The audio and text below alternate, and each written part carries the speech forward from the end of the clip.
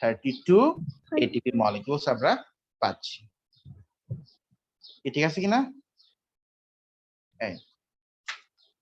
এই হচ্ছে electron transport system. এই হচ্ছে কথা।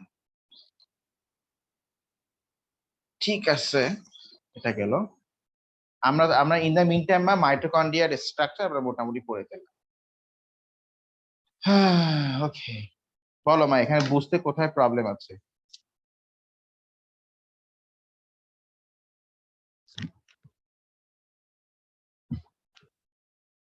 স্যার ক্রেবস সাইকেলটা বলো কোথায় প্রবলেম আছে ক্রেবস সাইকেল?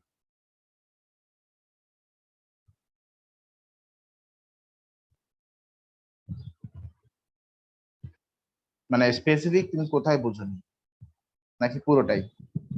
স্যার পুরোটা যদি একবার বোঝাতেন। আচ্ছা, ঠিক আছে।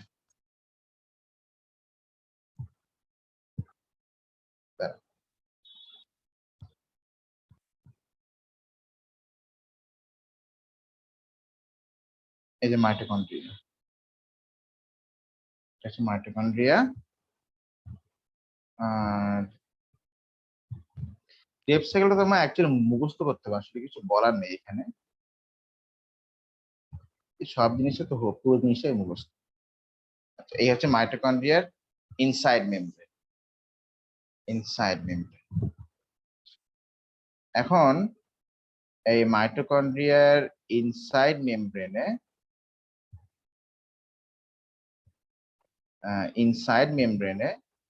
এখানে কিছু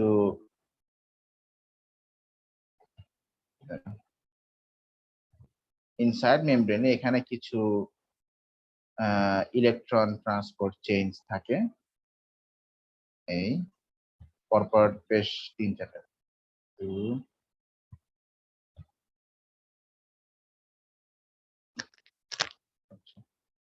আর এখানে এর সাথে আবার থাকে হচ্ছে এটিপি সিনথেস।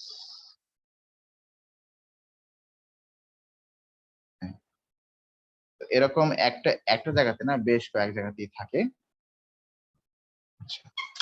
এখন তুমি আসো দেখো তো ক্রেবস সাইকেলে কি হয়, তুমি আমাকে জাস্ট শুরুটা বলো তো কি হয়। পাইরুভেট আসে এটার ভিতরে, তারপর কি হয়?